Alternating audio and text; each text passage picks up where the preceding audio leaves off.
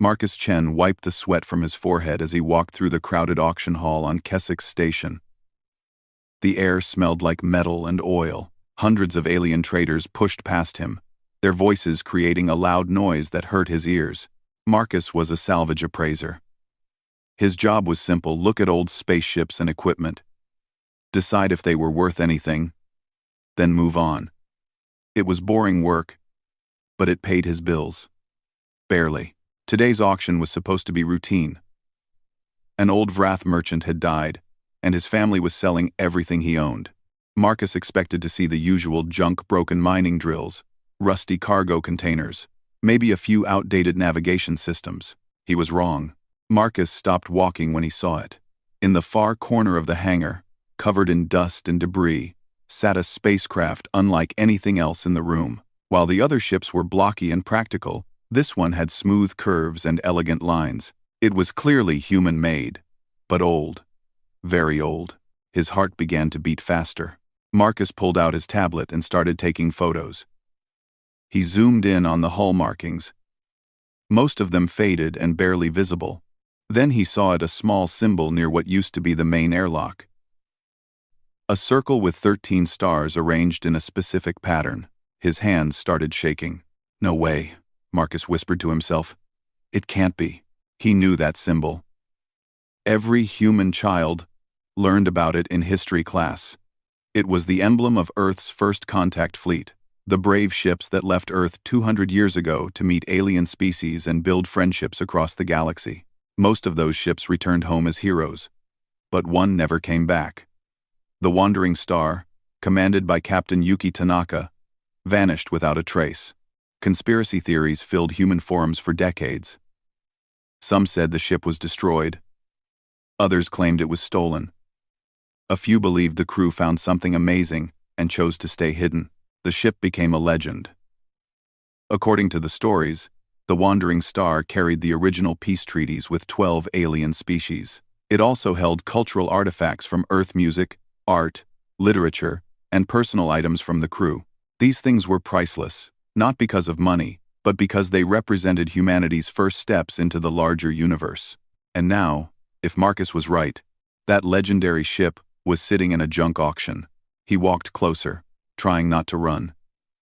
His mind raced with possibilities. If this really was the Wandering Star, it would be the archaeological discovery of the century. Museums would fight over it, historians would study it for decades, and humanity would finally know what happened to Captain Tanaka and her crew. But something was wrong. Marcus looked at the auction listing on the large display screen. The ship was labeled as Lot 247, unidentified scrap metal. The starting bid was only 15,000 credits, the price of a used cargo hauler. The notes said, non-functional vessel, unknown origin, scheduled for industrial recycling in 72 hours. They had no idea what they had. Marcus felt sick. The Vrath Consortium, who ran this auction house, were famous for their recycling operations. They were efficient and thorough. If that ship went to their processing plant, it would be broken down to its basic molecules within 3 days. 2 centuries of human history would be destroyed forever. He had to buy it. But there was a problem, a big problem. Marcus checked his bank account on his tablet. He had 8,000 credits to his name. That was everything he owned after paying rent and food for the month. The auction started in 20 minutes, and he needed at least 15,000 to make the minimum bid. "Think, Marcus, think," he muttered, pacing back and forth. He could call his sister on Earth, but she would never believe him. "You found a mythical spaceship?" "Sure, Marcus. How much money do you need this time?" She still hadn't forgiven him for the investment opportunity that turned out to be fake Martian property deeds. His parents? They retired on a small pension. They had nothing to spare. Then Marcus remembered Grixtal, the Torgathi banker who worked on the station's commercial level. The Torgathi were reptilian aliens who loved making deals. Grixtal had offered Marcus a line of credit before. Though the interest rates were terrifying, Marcus ran out of the auction hall and down 3 levels to the banking district. The station's artificial gravity made his legs feel heavy, but he didn't slow down. He burst through Grixtal's office door, breathing hard. Grixtal looked up from his desk, his golden eyes blinking slowly. Marcus Chen. You look desperate. Desperate clients make poor decisions. I like desperate clients. I need a loan, Marcus said. 20,000 credits. Right now. Grixtal's forked tongue flicked out.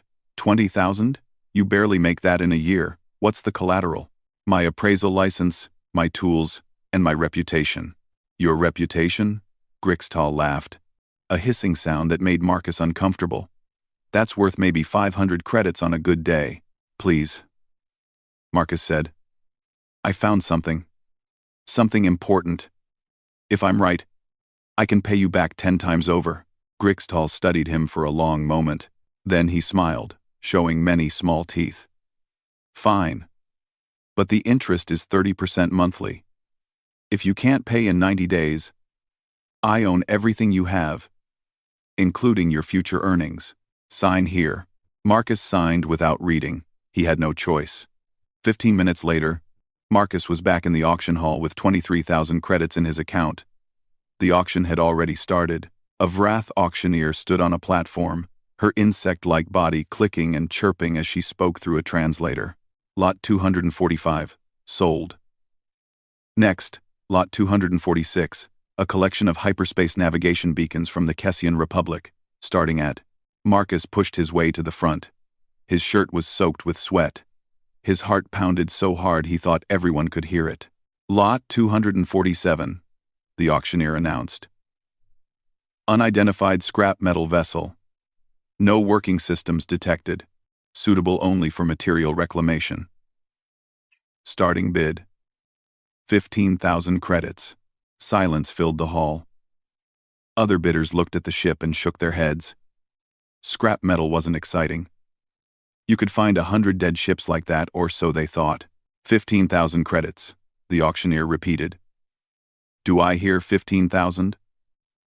15,000? Marcus raised his hand. 15,000. The auctioneer looked surprised. We have 15,000.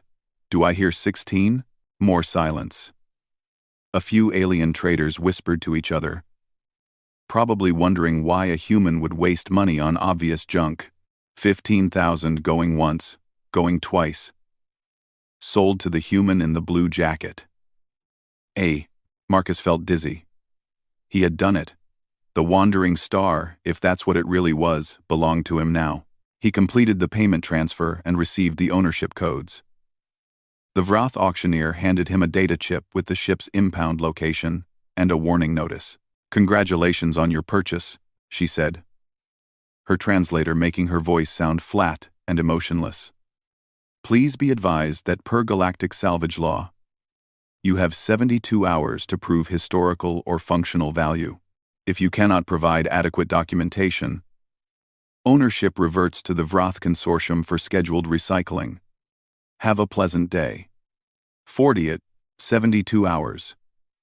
3 days to prove that a 200-year-old ship was the legendary Wandering Star. 3 days to access locked systems and encrypted files. 3 days to solve a mystery that humanity had been unable to solve for 2 centuries. Marcus walked toward his new ship, the data chip clutched tightly in his hand. Up close, the vessel looked even worse than before. The hull had microfractures everywhere. Some of the external panels were missing. The airlock door hung at an angle, barely attached to its frame. He placed his hand on the cold metal surface. Somewhere inside this damaged ship were answers.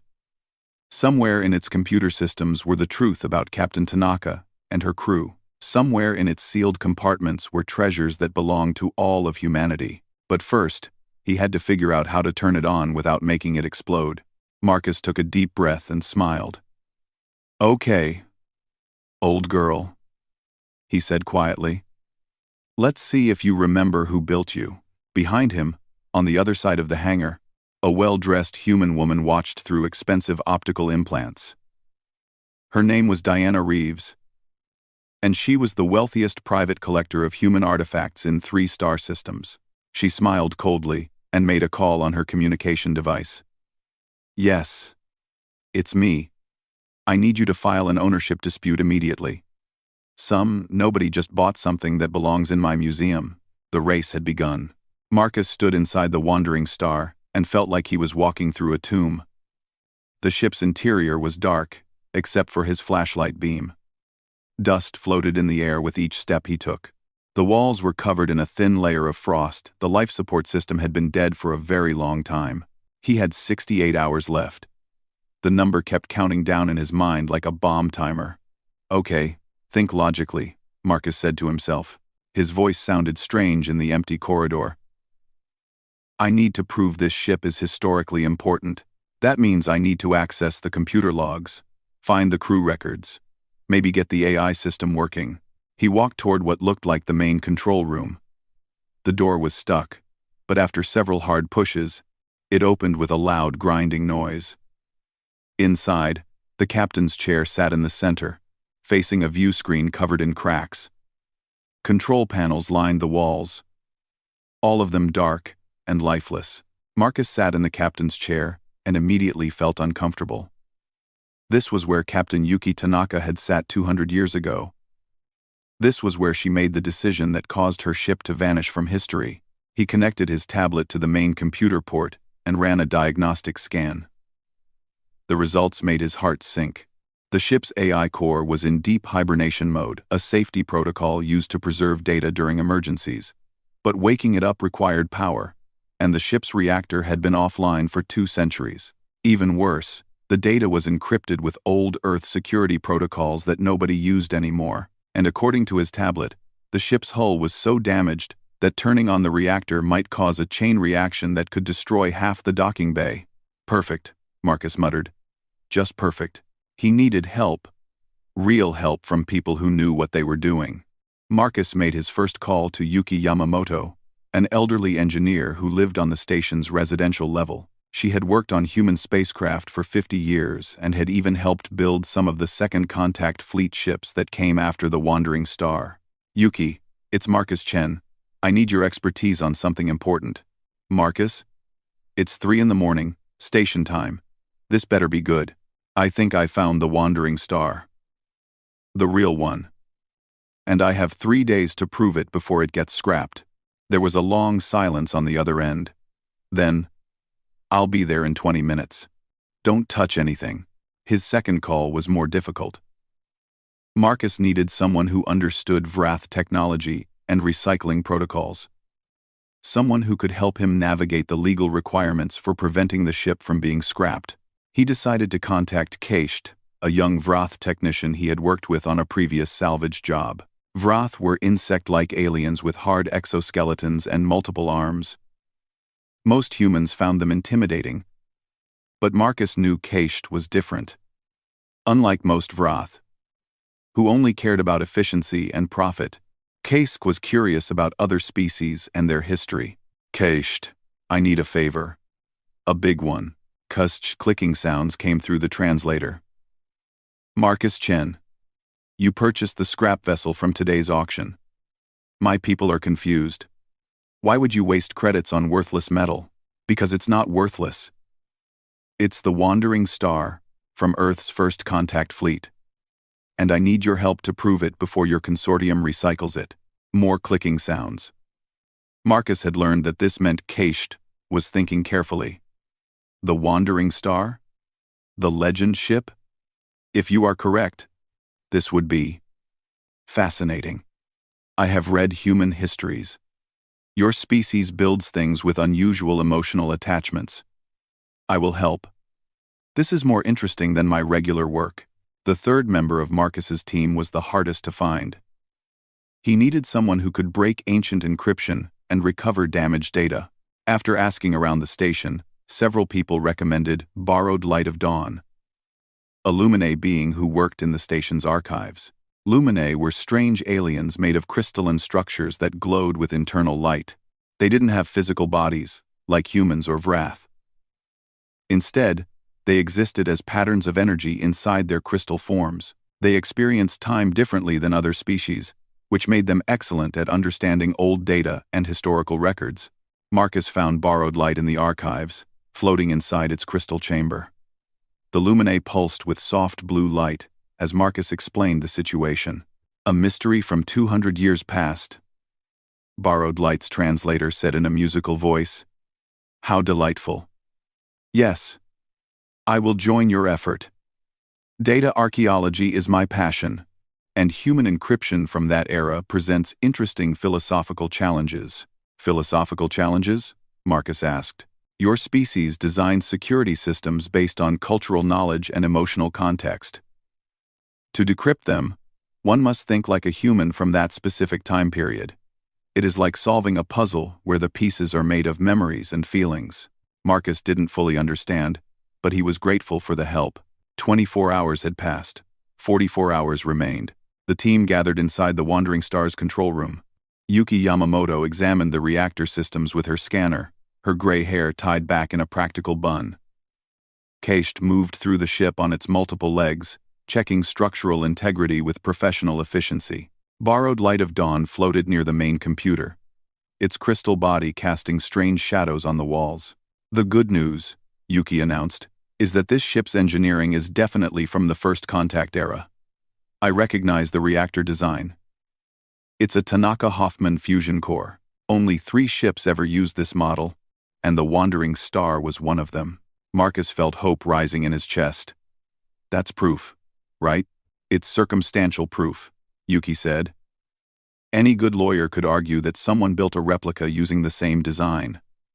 We need something more definitive. Crew records, mission logs, or the AI's identification. Keist scuttled over to them, its translator clicking rapidly. The hull integrity is worse than expected. If we activate the reactor at full power, there is a 63% chance of catastrophic failure. However, I have discovered something interesting. The ship's internal structure shows repeated reinforcement. Someone strengthened it far beyond standard specifications. This suggests the crew expected to need extra protection. Protection from what? Marcus asked. Unknown. But it means we might be able to bring the reactor online at 30% power. That should be enough to wake the AI without risking explosion. Borrowed Light of Dawn pulsed with excited colors. I have been examining the encryption on the ship's data core. It is remarkable. The security system requires not just passwords, but emotional context and cultural understanding. It is designed to be opened only by someone who truly knows human history and values from that era. Can you break it? Marcus asked. Break it? No. Understand it? Perhaps. The encryption appears to be a puzzle rather than a lock. It wants to be solved by the right person. Over the next 12 hours, the team worked carefully to prepare the reactor. Yuki identified which systems could safely receive power. Keist reinforced the weakest points in the hull, using emergency patches. Marcus helped where he could, mostly by staying out of the way and bringing food and coffee. Finally, they were ready. Starting reactor initialization, Yuki said, her hands moving across the controls. Power. At 5%. 10%. 15%. The ship groaned. The lights flickered once, twice, then stayed on with a dim yellow glow. The control panels came to life, displaying information in an old-style interface that looked strange to Marcus's modern eyes. 20%, 25%, 30%. That's our limit. Holding steady. The AI core is responding, Borrowed Light announced. It is waking from hibernation. This will take several minutes. The system is very old and confused. They waited in silence. Marcus noticed his hands were shaking.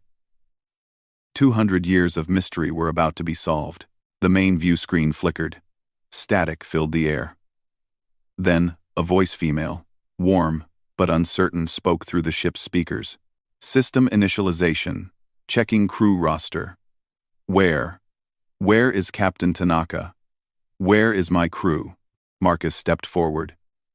Hello. My name is Marcus Chen. I'm a human from Earth.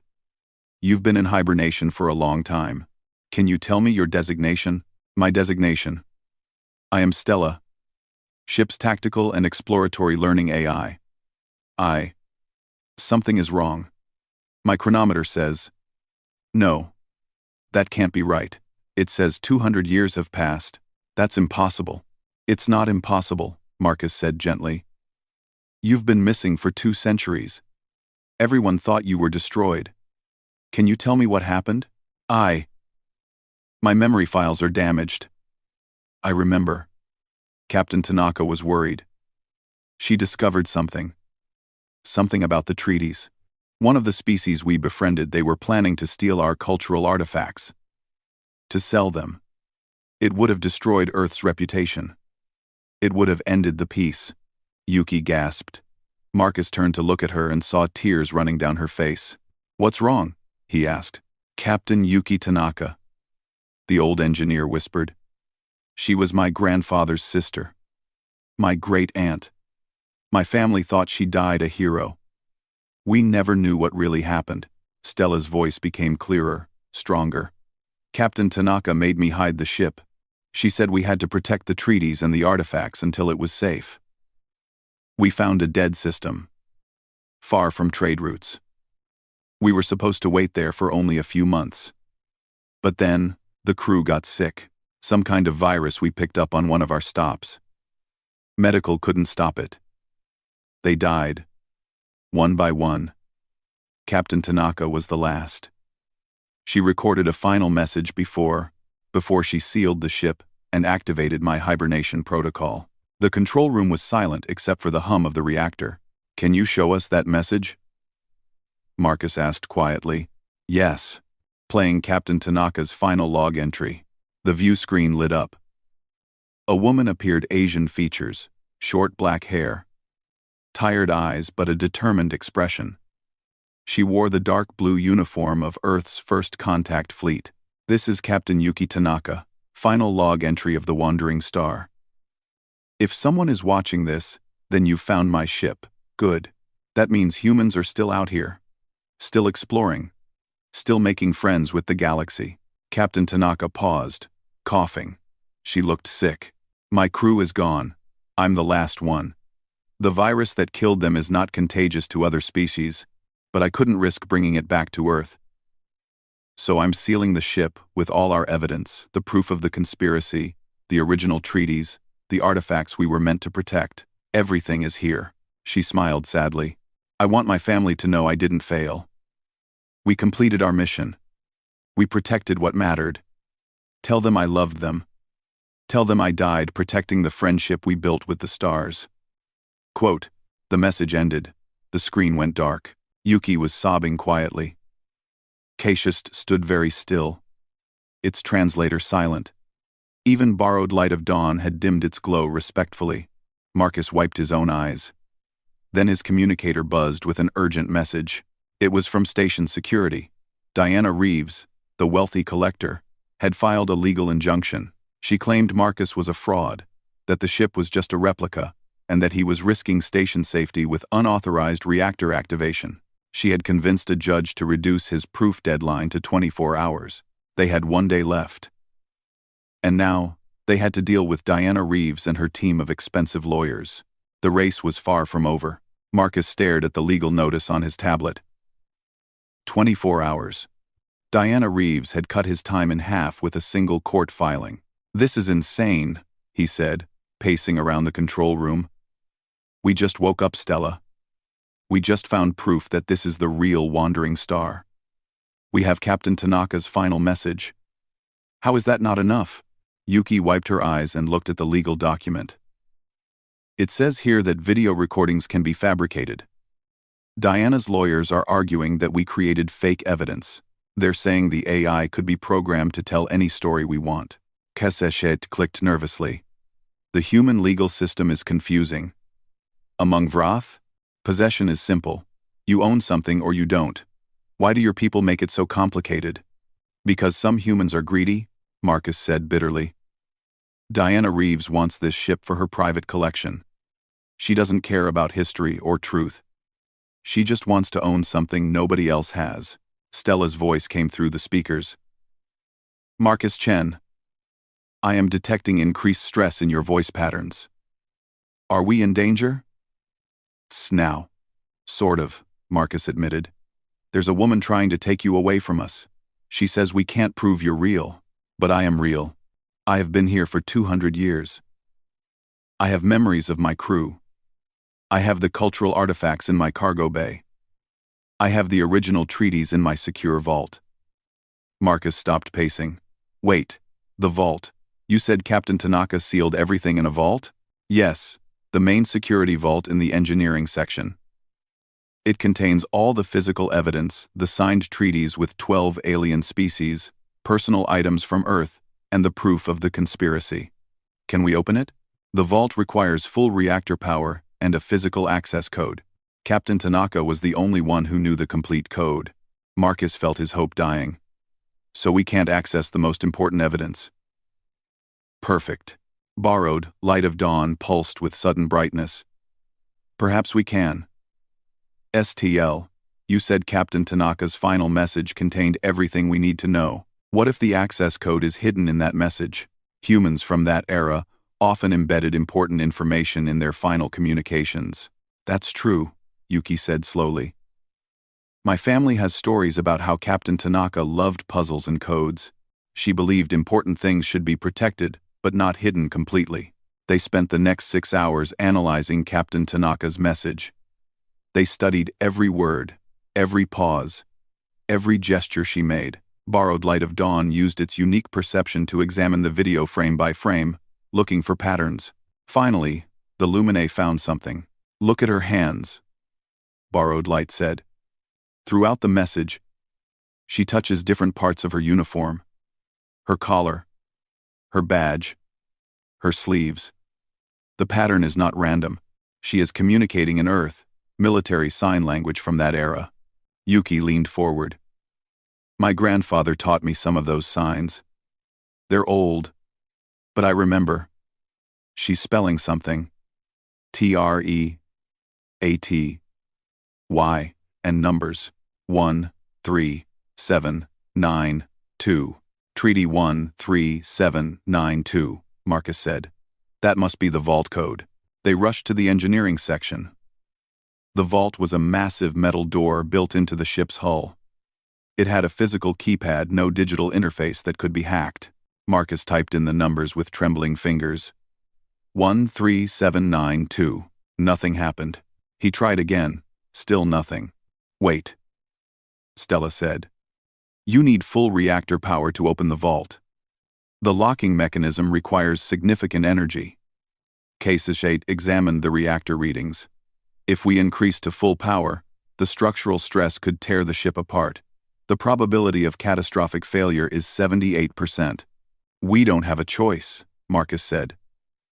Without the vault contents, we have nothing. Diana will take the ship, and everything Captain Tanaka died protecting will end up in some rich person's private museum where nobody can see it. Yuki put her hand on his shoulder. Marcus, my great-aunt didn't die so we could blow up her ship and kill innocent people on this station. There has to be another way. Marcus sat down on the cold floor, his head in his hands. They were so close. The answer was right there, behind that vault door, but they couldn't reach it without risking disaster. Then he had an idea. A crazy, desperate idea. What if we don't need to open the vault? Marcus said suddenly. What if we just need to prove it exists and show what's inside it? How? Yuki asked. We can't X-ray through that much metal. No, but we can do something better. We can invite the galaxy to witness it. Marcus explained his plan. They would hold a public forum on the station and broadcast it across the sector. They would show Captain Tanaka's message, let Stella tell her story, and explain what the vault contained. Then they would invite representatives from the 12 original treaty species to come forward and verify the story. That's ridiculous, Kish said. Why would ancient alien species care about one human ship? Because it's not just a human ship, Marcus said. It's part of their history too. Those treaties changed everything.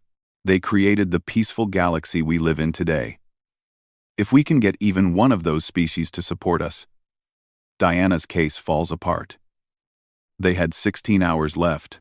Marcus recorded a message and sent it to every news service, historical society, and government office in 3-star systems. He uploaded Captain Tanaka's final video. He included technical specifications of the ship. He begged anyone with information about the original treaties to come forward. Then they waited. For 3 hours, nothing happened. Marcus thought his plan had failed. Then the responses started arriving. The first came from a Torgathi historian named SATA-III. She taught ancient history at a university on the Torgathi homeworld. Her message said, "My people have oral records of the friendship ship from Earth. We remember Captain Tanaka and her crew. They treated us with respect when others saw us only as primitive reptiles. We will testify." The second came from a Kessin diplomat.